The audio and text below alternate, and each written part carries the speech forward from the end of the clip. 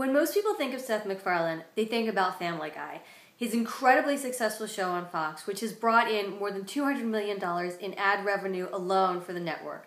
He also has American Dad and The Cleveland Show. These sort of edgy, dangerous, funny shows are what people think of when they think of Seth MacFarlane.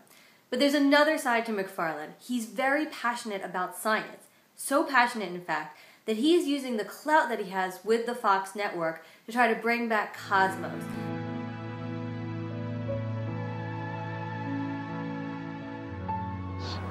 In the last few millennia, we have made the most astonishing and unexpected discoveries about the cosmos and our place within it. It's hard to see how it would fit into Fox today, where you see Fox is so into being edgy and controversial. Yet MacFarlane says that it's going to work, and Fox executives feel like it's going to work too. This is a very interesting side of him that most people don't realize exists, and I sat down to talk to him to find out about his fascinating science side. There was a time not that long ago when we had an enthusiasm in America for things like human achievement. We took a lot of pride in the fact that we put a man in space or put a man on the moon, or that when we launched the Voyager spacecraft in the 70s.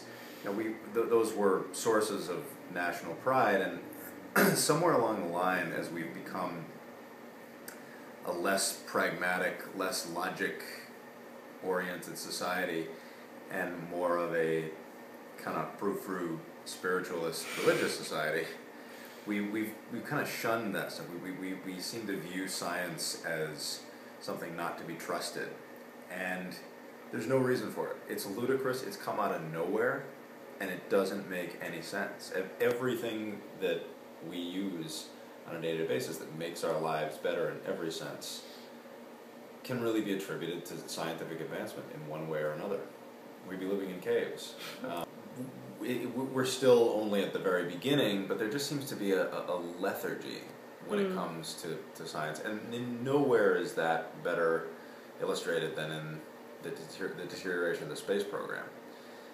Somebody pointed, I don't remember who it was that pointed it out, that if you play our space program in reverse from the present day to the 50s, we actually have a great space program that advances very steadily, and it takes a lot of strides, but it's just gotten more and more put on the back burner, and people just aren't they just don't think about it. There was a time when we put a man on the moon, and we thought to ourselves, yeah, by 2000 we'll have a moon base, we'll have a permanent base on the moon. It didn't seem that far-fetched.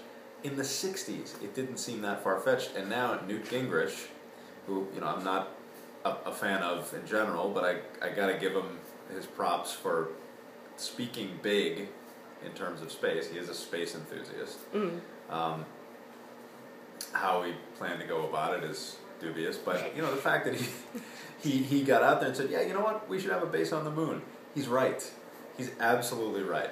In the 60s, that seemed like a no-brainer, and now, 40, 50 years later, it seems crazy to us when we've arrived in the 21st century, and people just don't have an interest anymore. There's the idea of putting a man on Mars seems like such a low priority, when it should be something that is kind of exempt from the economic state of America at any given time. The argument is always, well, there's so much going on down here on Earth that needs our attention. There are so many problems here that we should be focusing on. Who's got time for space travel? Who's got time to further the species in this regard? You could say that in any decade.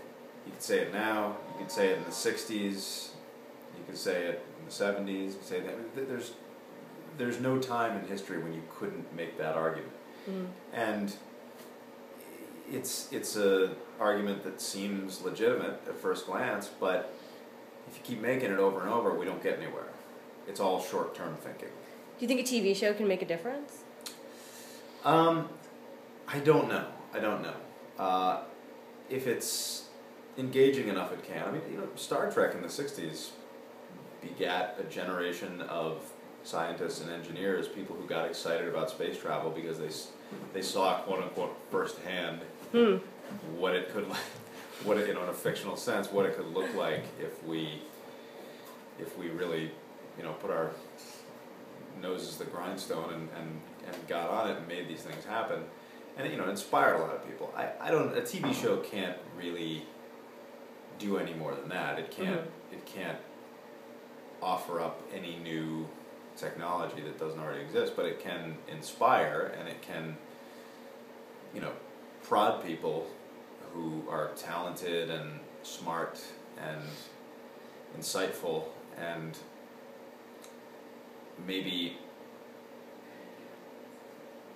nudge them in the direction of science as opposed to a less productive or less helpful industry.